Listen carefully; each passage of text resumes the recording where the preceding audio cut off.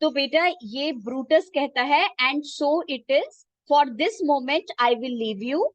Cassius ने इतनी लंबी सारी बातें कही और बेटा उसके बाद कास्का की भी बातें हो गई।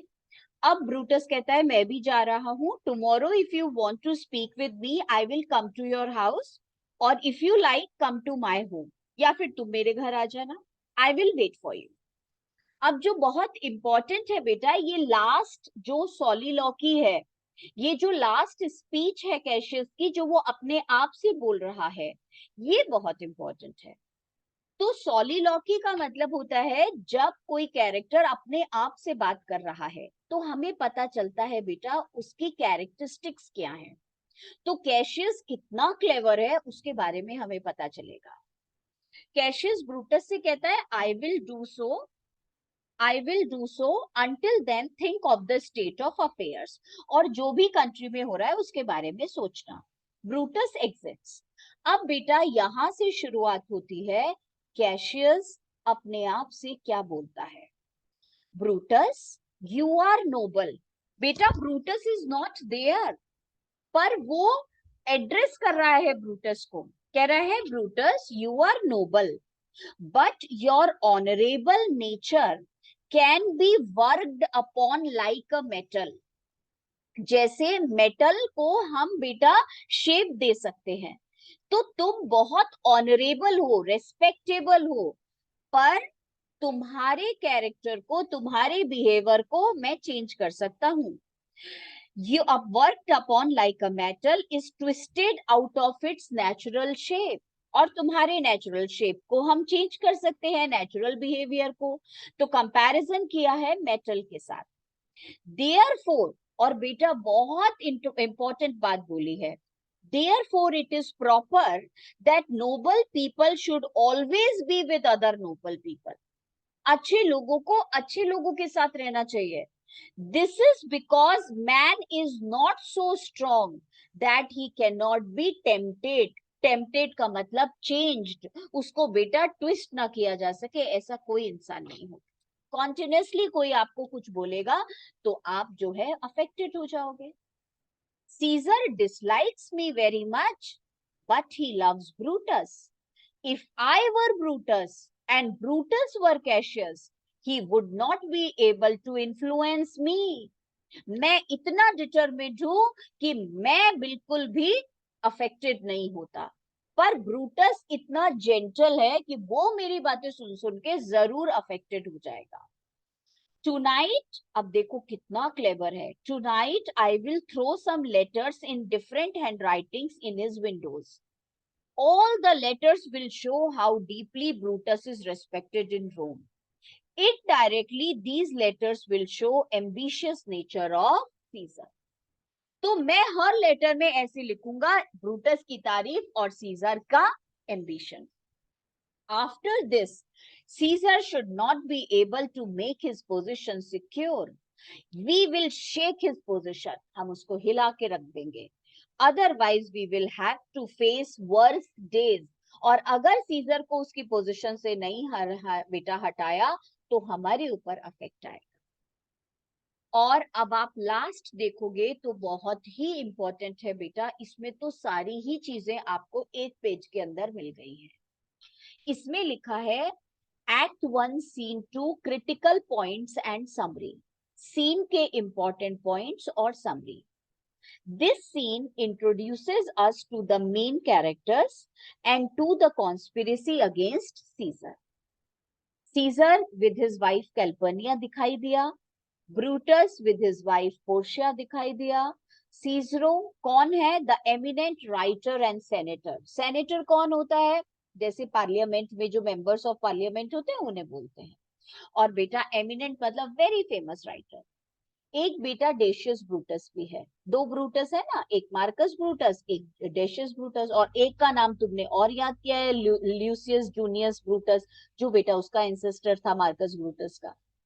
तो डेशियस ब्रूटस है बेटा, ये भी एक कोर्टियर है, वो मिनिस्टर है, फ्लैटरर है ये भी, और कॉन्स्पिरेटर है।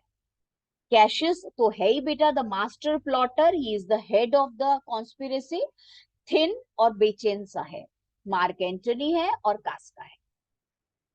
अब हम पढ़ते हैं सीजर के बारे में। Caesar portrayed as a great man, ऐसा उसको दिखाया है, बहुत महान आदमी है।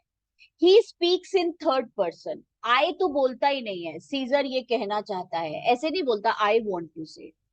ही हिज ऑर्डर्स आर ओबेड, और बेटा इतना पावरफुल है कि उसके मतलब ऑर्डर 1 मिनट में सारे पूरा कर देते हैं। He has all authority, he is respected. पर बेटा he has physical weakness also, deaf in one ear, he has falling sickness, he cannot swim. He is superstitious and he is clever judge of characters. पर दूसरों का character read कर लेता है, उसने Cassius के बारे में बिल्कुल सही सही बेटा बता दिया। अब आ जाओ, कैशियस कैसा है? अ मैन ऑफ कीन इनसाइट। बेटा जो कैशियस है उसकी तारीफ करोगे तुम कि उसको भी पावर ऑफ बेटा ऑब्जर्वेशन बहुत अच्छी है, उसको पता है किसके साथ क्या बातें करनी है। ऐसा नहीं उसने बेटा मार्क एंटनी से ऐसी बातें नहीं करी, उसको पता है एंटनी मेरी बातों में नहीं आएगा। Brutus can be twisted. हाँ बेटा वर्तमान। Ma'am, like in the scene, ma'am, it was not like given that he could not swim. Ma'am, it was given that he could not like properly swim and had like because of like clothing, I think it was because that he was not able to swim. Caesar, Caesar, Caesar was Yes, not a ma'am. good, हाँ, throughout the play we will find that Caesar has double personality. At one end he is a very good judge of character, on another end he is not a good judge of character. तो बेटा ये आप पूरे scissor की characteristics आप देखोगे, twin personality, कभी कुछ कभी कुछ। पर यहाँ जो उसने कैशियस के बारे में कहा तो हम बोलेंगे he is a very good. और वो लोग खुद आपसे पूछते हैं आयरॉनिकल क्या है, तो आयरॉनिकल ये है कि वो सूटसेयर को उसने डिसमिस कर दिया just by judging his appearance. ठीक है ना? अ मैन ऑफ कीन insight, he observes the characteristics of others, he is jealous of Caesar, he is resentful of his authority. Resentful means hateful, बहुत हेट करता है कि इतनी अथॉरिटी उसको क्यों मिली हुई है। He is more concerned with practical matters, बेटा इमोशनल नहीं है, प्रैक्टिकल मैटर्स पे फोकस करता है। He is not concerned with ethics or morals, तो प्रैक्टिकल कोई काम होना चाहिए, एथिक्स और मॉरल्स को he does not pay attention. क्या चीज होती है एथिक्स और मॉरल्स? एथिक्स और मॉरल्स का मतलब होता है बेटा क्या सही है और क्या गलत है, इसके बारे में हमें पता होना चाहिए। तो हम अपने दोस्त को धोखा दे रहे हैं, अनएथिकल है, इमोरल है, पर उसको कोई मतलब ही नहीं इन चीजों से। ही is not concern with ethics और मॉरल्स, इसीलिए आप बोलोगे hence he is a practical man and unethical. Unethical है बेटा। He is a clever manipulator, और बेटा बहुत ही ज्यादा मैनिपुलेट करने वाला है, चीजों को चेंज कर देता है, घुमा धुमा के बोलता है। He incites Brutus, he poisons Brutus, he instigates Brutus, उसको भड़का रहा है। In order to convince Brutus he shows that Caesar is a weak mortal and how his ancestor defended the freedom of Rome. तो बेटा उसको convince करने के लिए सीजर तो बहुत ही वीक है, और ब्रूटस बिलोंग्स टू सच अ बेटा पावरफुल फैमिली, ऐसा उसको बोलता है। तो ये सब क्या कर रहा है? मैनिपुलेट कर रहा है, चीजों को घुमा घुमा के बोल रहा है। मैंने अभी बताया था आपको सॉलिलॉकी बहुत इंपॉर्टेंट होती है, और बेटा ये सॉलिलॉकी कैशियस ने बोली है बहुत इंपॉर्टेंट है। What is soliloquy? It is a dramatic device according to which only the audience hear what a character has to say, but not the other characters on the stage. वो लोग नहीं सुनते हैं बेटा। With the soliloquy of Cassius, the scene comes to a close. Though it through it, इस soliloquy से हमें पता चला, we come to know that Cassius is a vindictive person. Vindictive का मतलब रिवेंजफुल, कोल्ड ब्लडेड स्कीमर, बेटा schemer का मतलब प्लान बनाता है, और कोल्ड ब्लडेड मतलब वेरी स्लोली और वेरी क्रूअली। तो बेटा उसकी एक और कैरेक्टरिस्टिक पता चलती है उसी की soliloquy से। हाँ बेटा वर्तमान बोले। Ma'am, like in our class, Mama, each teacher had told us that like a soliloquy is when a person see when a character says it to himself itself, and there's no one else on the stage. And Ma'am, in asylum is and Ma'am, in asylum is one where no one else can hear him. Soliloquy means the thoughts of the person. There is no one around. And aside means other characters are present on the stage, but they are not listening. That is the difference between the two. So aside means other characters are present on the stage, but they are not listening to. The person is talking to himself. And exactly soliloquy, where no one is on the stage, only the person is talking to himself and he is thinking that means. ठीक है बेटा? तो बेटा उसकी soliloquy से आपको पता चला वो vindictive है और cold blooded schemer है। अब ब्रूटस की भी कैरेक्टरिस्टिक्स एक दो देख लो। Brutus committed to his honour, बेटा रेस्पेक्टेबल है और अपने रेस्पेक्ट के लिए ऑनर के लिए कुछ भी कर सकता है। He is an idealist, idealist का मतलब बेटा जो सही है वही मैं करूंगा। ही इज अ मॉरलिस्ट, तो वो इमोरल है कैशियस, ये मॉरलिस्ट है।